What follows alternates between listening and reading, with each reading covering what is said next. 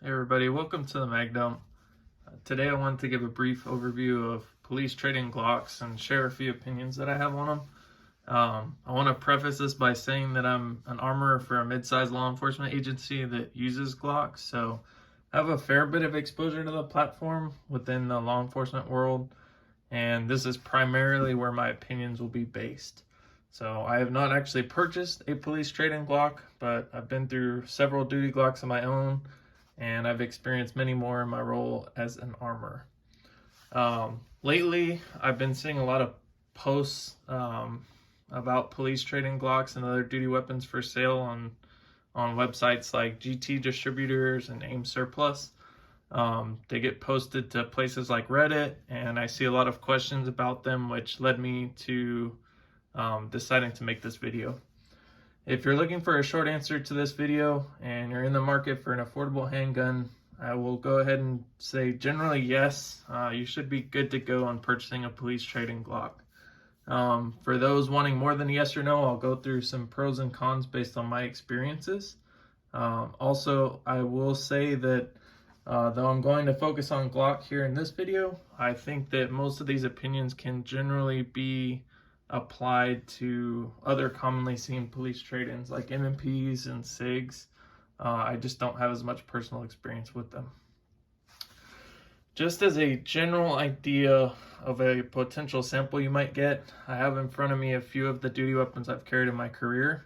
One of these is a Glock 22 Gen 4, which was personally owned, so luckily I was able to keep it when I left the job where I was carrying it at.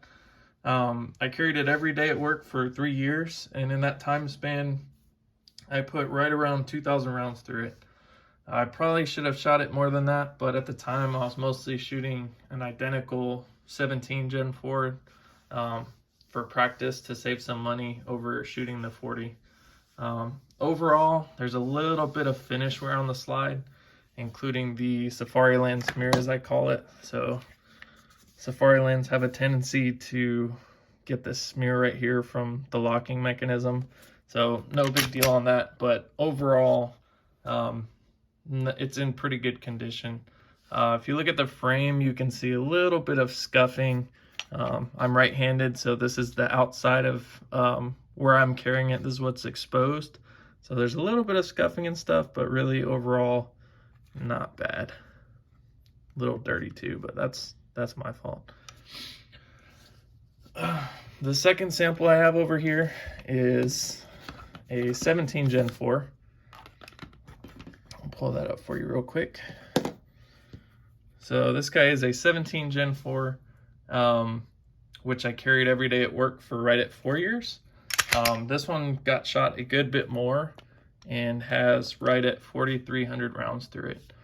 So just to take a look at that real quick, you can see it's got a little bit of wear along the frame from being holstered and unholstered. Again, it has that Safariland smear, as you can see there with the MOS plate that sadly never got taken off and used. And then again, I'm right-handed, so you can see the outside of the frame. That's a little chewed up, but really nothing too bad. Just to take a look here at the other side of the frame, it's definitely got some wear on it. And again, I use this one quite a bit more than the Glock 22. You can see there the wear on the barrel. See the barrel hood looks pretty much new. Overall, pretty good condition though.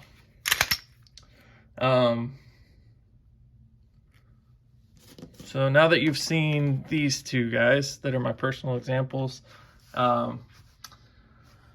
I'll go through the pros and cons that generally apply to most of these trade-ins, again, in my experience, starting with the cons. In my opinion, the worst thing when buying one of these is really only applies to those who would purchase one online, and that's generally just the unknown nature of what you're buying if you're buying an ungraded firearm. So if it doesn't have like a good, great, fair, poor condition, a lot of them are just sold as ungraded.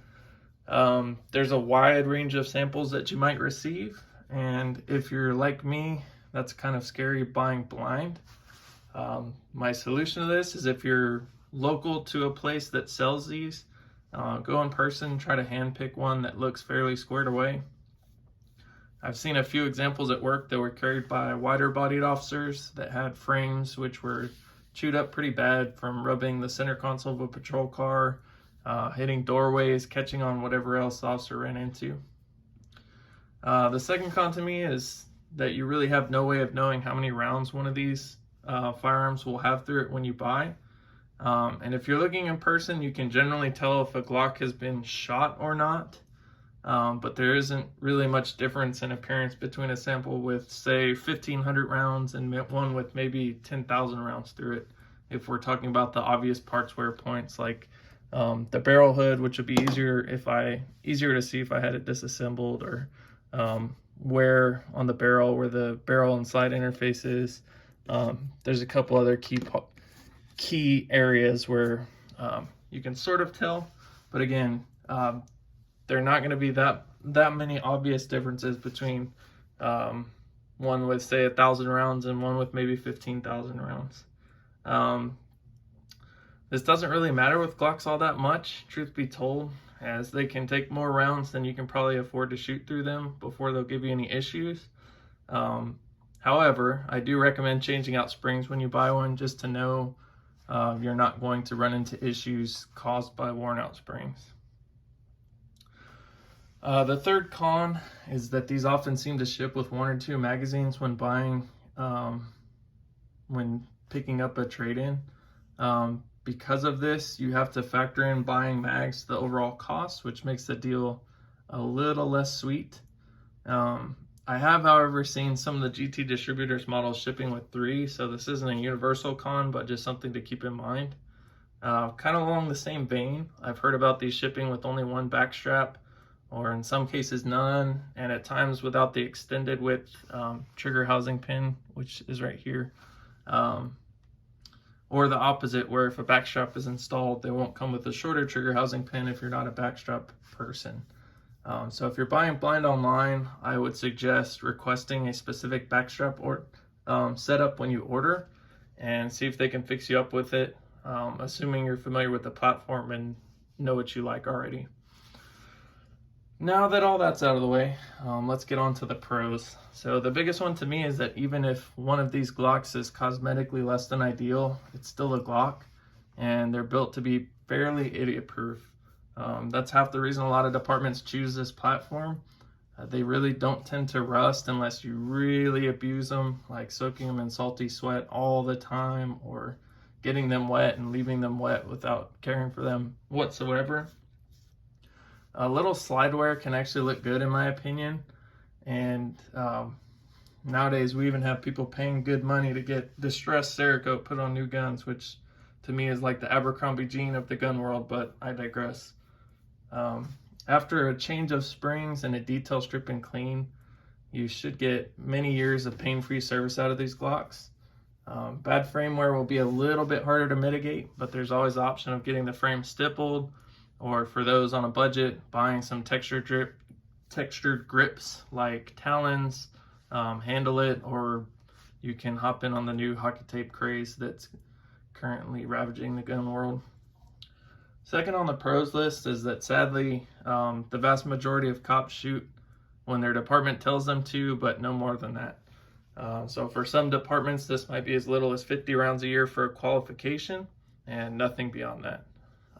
In my experience, aside from the shooting enthusiasts or members of specialized units, most of these Glocks will probably get between 50 to maybe 300 rounds per year through them, depending on training that's going on or what the department's qualification schedule is, if it's quarterly or once annually. And if you consider that, most departments will probably cycle new handguns into their inventory every 5 to 10 years.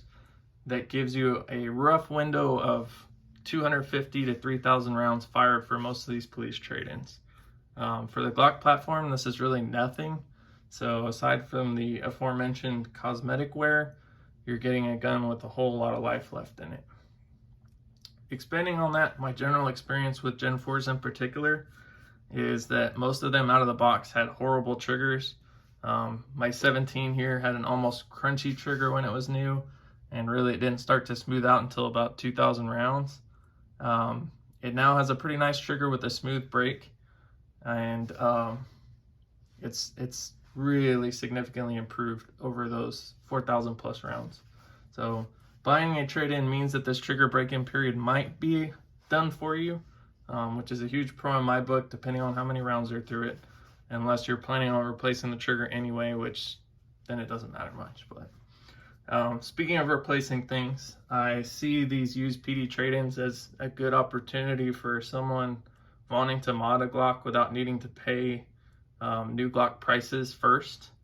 The lower initial buy-in leaves you some wiggle room for if you want to get it machined for an optic, buying the optic itself, stippling the frame, putting a new trigger, putting new irons, or whatever else you might want to change on it. Last up in the pros column is the price. As of the making of this video, I looked at GT distributors, and they had trade-ins for sale that range from $270 to the $340 range.